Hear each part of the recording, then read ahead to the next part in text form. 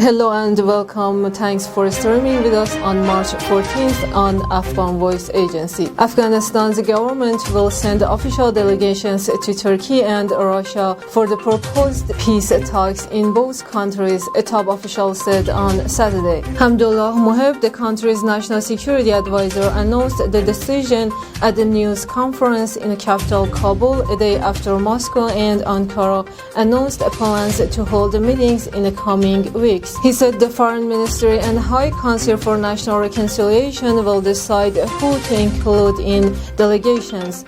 If the Taliban sends negotiators from Doha, the Afghan government will also send its delegates that are currently in Qatari capital, Moheb said.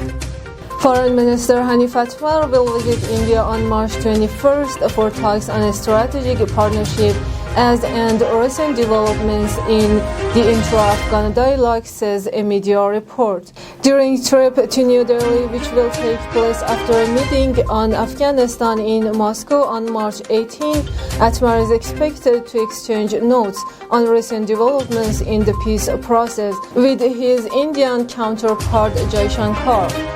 Army Chief of Staff has confirmed that the 217 Pamir Court in Kunduz province will be merged with the 209th Shaheen Court in Balkh province.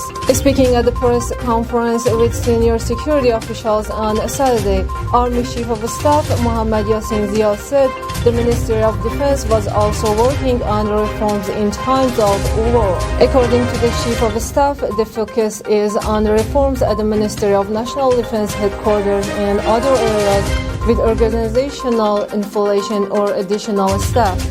Hizb Islami Afghanistan chief has announced his party representative will attend a Moscow and Turkey conference scheduled for next month. At the meeting with Jamiat Islami head Siraj al-Haq in Lahore, Gulbuddin Hikmatyar said most of NATO forces had left Afghanistan and the remaining were ready to leave. U.S. troops should also leave the country as soon as possible for the sake of lasting peace in the region, added the Hizb Islami Afghanistan leader, who has also served as Afghanistan's prime minister.